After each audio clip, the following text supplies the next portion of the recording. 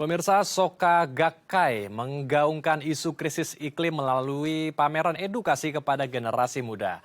Bergerak di 27 negara dalam 13 bahasa di dunia serta telah dilihat oleh 1,5 juta orang. Isi dalam pameran ini menekankan keterkaitan manusia dengan semua komunitas dalam kehidupan dan kebutuhan untuk memperluas lingkup rasa welas asih dan kepedulian kita kepada bumi.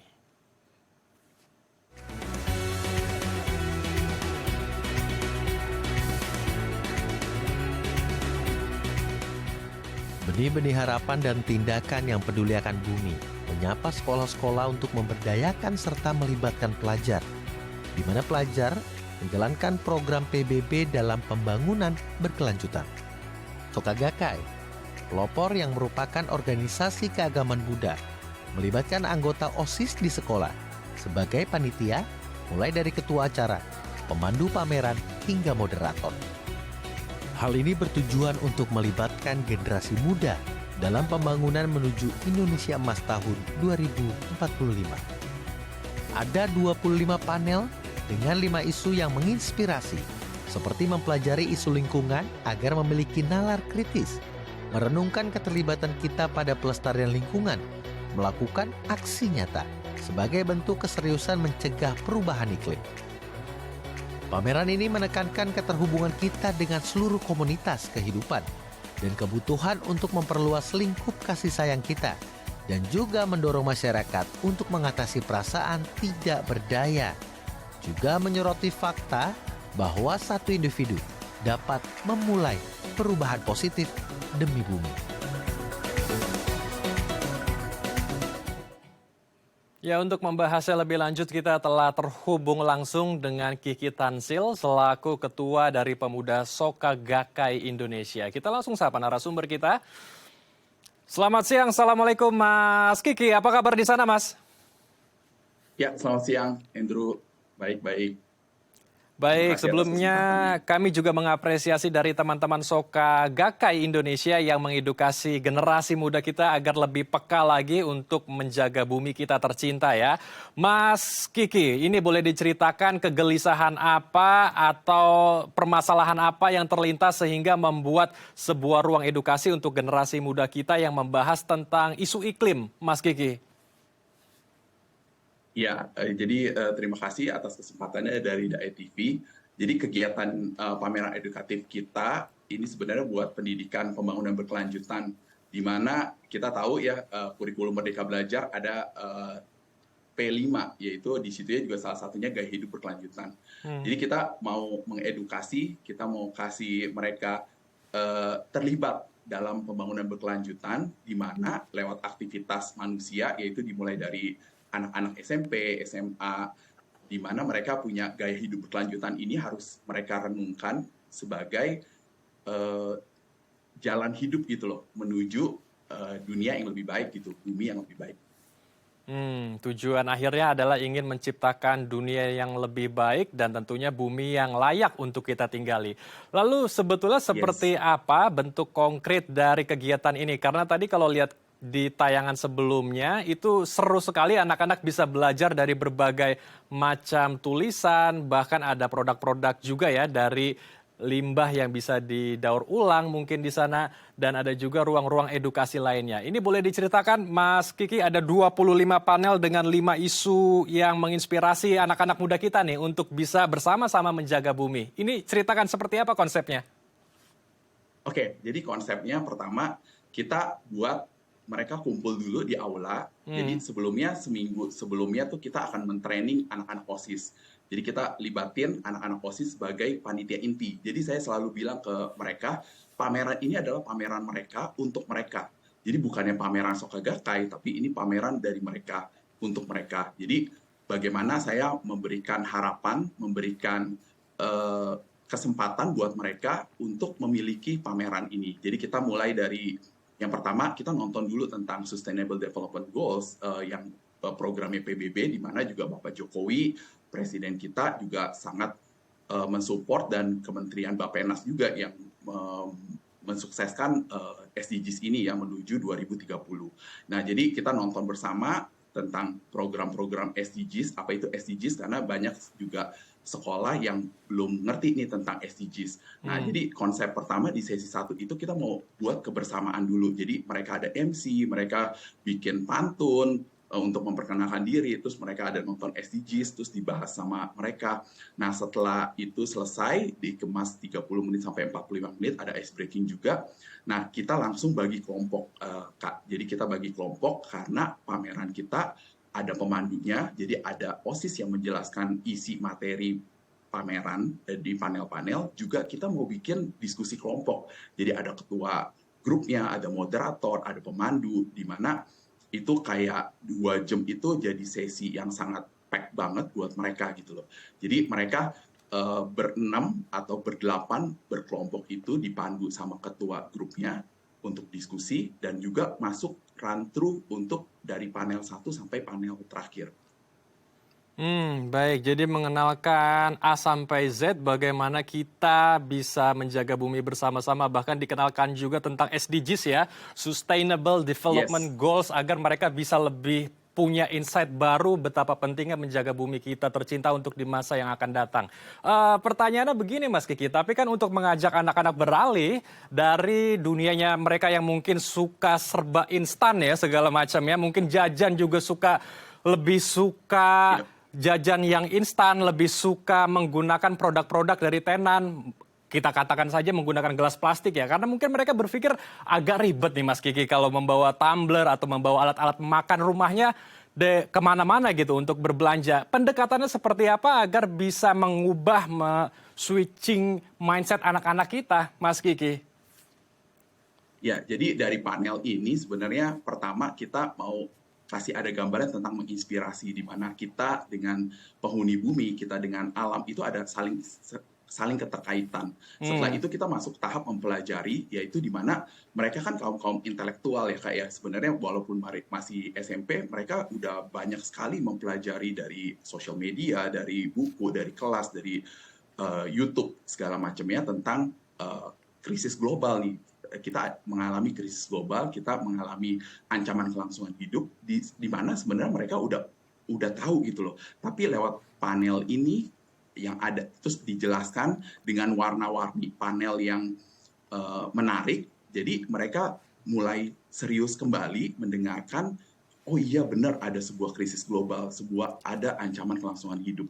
Jadi mulai panel per panel mereka mulai masuk secara pendidikan gitu loh, edukasi, di mana saya yakin ketika temennya ada interaksi dengan temen yang satunya lagi di depan mereka dan mulai ada public speaking-nya, ada intonasi, mereka juga ngerasa ini kakak yang ngejelasin ke saya dengan panel yang udah ada, memberikan sebuah metode pembelajaran baru sehingga mereka mulai aware. Dan di situ juga kita juga kasih tahu gitu loh bahwa kayak contohnya panitia harus bawa tumbler, mereka juga yang masuk ke aula juga harus bawa gitu loh. Jadi dan sebenarnya mereka pun udah buat aksi nyata kan Kak ya. Jadi seperti itu yang sebenarnya mereka nggak tahu kenapa harus melakukan ini, tapi setelah melihat panel mereka juga peduli gitu loh. Oh iya, untuk generasi mendatang, untuk anak cucu, untuk bumi yang lebih baik, seperti itu Kak. Baik. Ini diberikan kepada anak-anak kita yang masih duduk di bangku sekolah ya, masih dini sekali. Kalau tidak salah tadi di video SD atau SMP mungkin ya. Mengapa ini perlu dilakukan untuk anak-anak kita yang masih duduk di sekolah, SD, SMP, atau mungkin paling besar SMA di sana ya? Seberapa penting menanamkan sejak dini kepada anak-anak muda kita, dan sebetulnya kesulitan terbesarnya apa untuk mengubah mindset anak-anak kita agar bisa lebih bisa berkaitan lagi untuk menjaga bumi? Ya, karena kita Indonesia akan menjadi Indonesia emas di tahun 2045, Kak. Jadi juga di situ juga dibilang kan ada bonus demografi, di mana Gen Z juga memiliki peranan penting keterlibatan dalam pembangunan berkelanjutan. Dan tentunya kita mau sejak dini melibatkan mereka. Jadi jujur kemarin kita pameran di Tanjung Pinang di Sekolah Kinaria Gracia juga kita melibatin dari SD.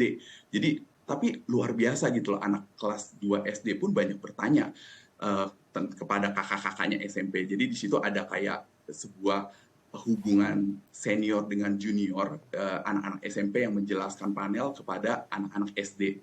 Di mana anak-anak SD saya pikir, aduh mereka ngerti gak ya? Tapi ternyata pertanyaan-pertanyaan yang ada di dalam panel mereka juga mau bertanya gitu loh. Dan saya ngerasa ketika kita mau mengubah dunia ini, dan kita harus mengubah manusianya.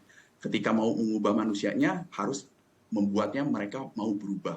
Jadi itu menurut saya yang kenapa core-nya di manusia dan kenapa core-nya di anak-anak sejak dini maupun di SD, SMP, SMA, karena mereka sebenarnya bisa mulai dari gaya hidup berkelanjutan di mana kurikulum Merdeka Belajar yang udah mereka dapetin. Karena lifestyle sustain ini menjadi gaya hidup yang mereka dengan bangga, oh iya saya kalau cuman ke toko depan untuk beli sesuatu, saya jalan kaki aja. Oh iya saya bawa tas untuk beli belanjaannya. Oh iya saya bawa tumbler dari rumah. Oh iya makan saya harus habisin. Oh iya saya harus pakai remote AC dengan suhu udara yang jangan terlalu dingin dengan 25 gitu.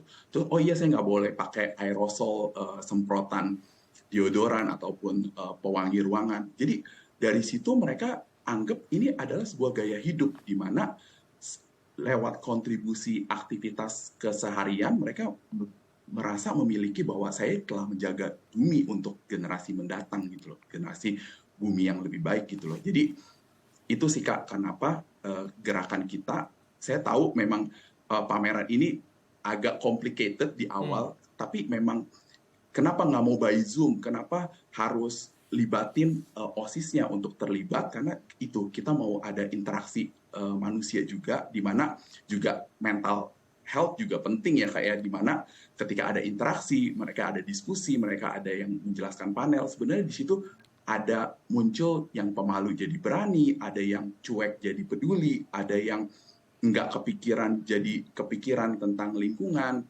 Jadi sebenarnya kita kayak ngedobrak selama 3 jam itu agar mereka ada revolusi gitu loh, ada revolusi manusia yang saya tahu sejak dini bisa mereka lakukan gitu. Baik, ini menarik sekali. Jadi tidak hanya mengubah gaya hidup ya, lifestyle menjadi lebih ramah lingkungan, tetapi juga bisa mengubah mental, bahkan karakter anak menjadi lebih baik. Lalu pertanyaannya bagaimana agar anak-anak kita bisa tetap konsisten melakukan sebuah aktivitas yang ramah lingkungan dalam kehidupan sehari-hari, bahkan bisa menjadi agent of change ya, sebuah agen-agen perubahan di tempatnya mereka berada. Dan bagaimana pemantauannya, apakah juga dilakukan agar mereka bisa terus konsisten dan bahkan menyebarkan ya virus-virus kebaikan ini kepada orang-orang yang ada di sekitarnya. Tapi ditahan dulu Mas Kiki, kita akan bahas usai jeda ya. Oke. Pemirsa jangan kemana-mana, kami akan kembali usai jeda, tetap di Halo Indonesia.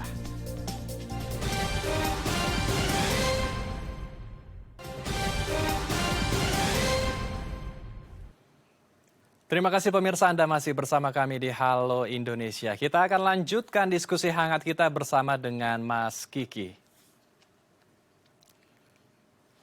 Mas Kiki, melanjutkan diskusi kita. Sebelum ke pertanyaan saya di segmen sebelumnya, kami juga ingin mengetahui pada saat pameran dan mengadakan ruang-ruang edukasi, apa yang paling berdampak besar, contoh apa yang paling begitu bisa menyentuh hati anak-anak di sana ketika ruang edukasi tersebut diadakan?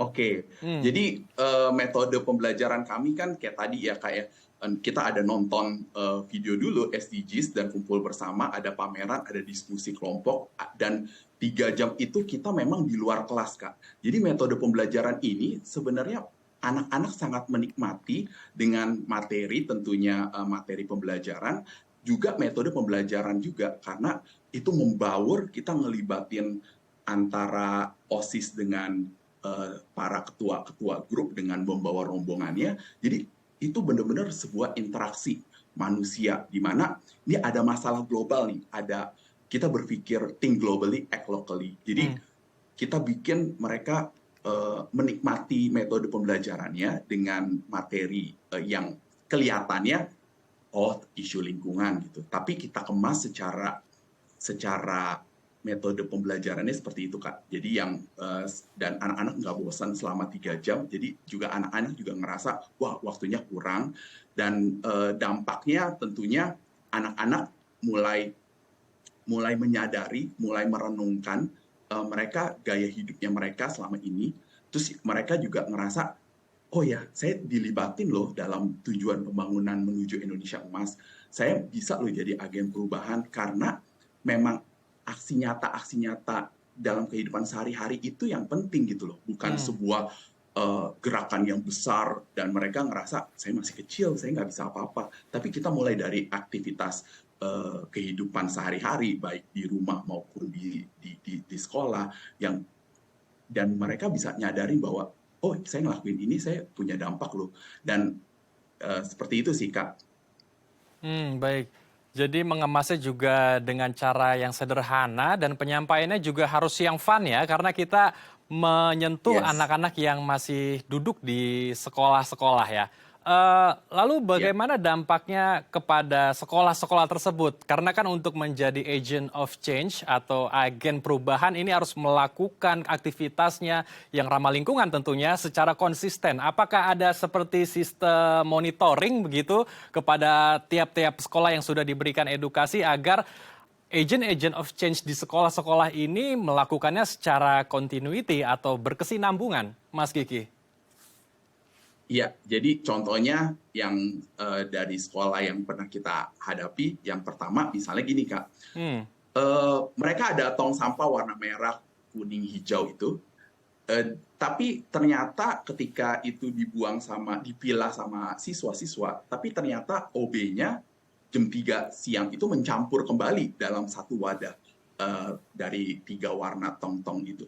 Jadi dari situ juga mereka mulai berbicara, mulai memberikan aksi nyata dengan cara memimpin dan dialog lewat diskusi dengan OB sekolahnya untuk oh ini loh kenapa kita ada pilah-pilah ini. Jadi sebenarnya balik lagi gerakan mereka lewat dialog, lewat bagaimana mereka memimpin walaupun di sekolah itu cuman berinteraksi dengan OB, tapi mereka lakuin. Itu contoh yang pertama. Yang kedua, mereka mulai misalnya pas istirahat ke kelas mereka cek ada colokan, ada yang masih tercolok dan lampu masih menyala atau kipas angin masih menyala karena rata-rata sekolah negeri juga yang kita datengin, dan mereka mulai mematikan itu, dan itu setiap istirahat, bayangin kelasnya mungkin ada sampai 25, mereka bagi tim untuk ke lantai 1, 2, 3. Jadi di situ pun jadi menghemat biaya bulanan listrik sekolah juga hingga sampai 300 sampai 500 ribu. Jadi dan sebenarnya kurikulum Merdeka Belajar yang gaya hidup berkelanjutan itu kan ada periode mereka bikin project ya Kak ya. Jadi itu juga bisa mereka jadikan sebuah brainstorming di awal untuk project selebrasinya mereka di 2 bulan atau 2 bulan setengah setelah pameran kita.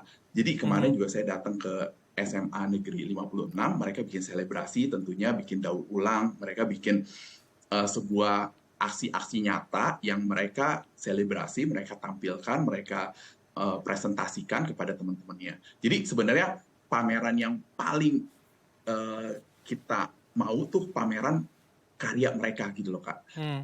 Pameran aksi nyata mereka. Karena pameran kita di awal hanya brainstorming, hanya membuka wawasan mereka, tapi saya yakin ide, potensi, gagasan dari mereka yang sangat kreatif itu bisa mereka buat sebuah presentasi ya, ataupun sebuah panel dari Canva mereka desain, dan literasinya juga main. Itu sih sebenarnya yang kita harapkan, dan pastinya saya juga berpesan gitu kepada guru-gurunya agar bisa membuat sebuah project selebrasi di mana aksi nyata teman-teman siswa bisa dipresentasikan, bisa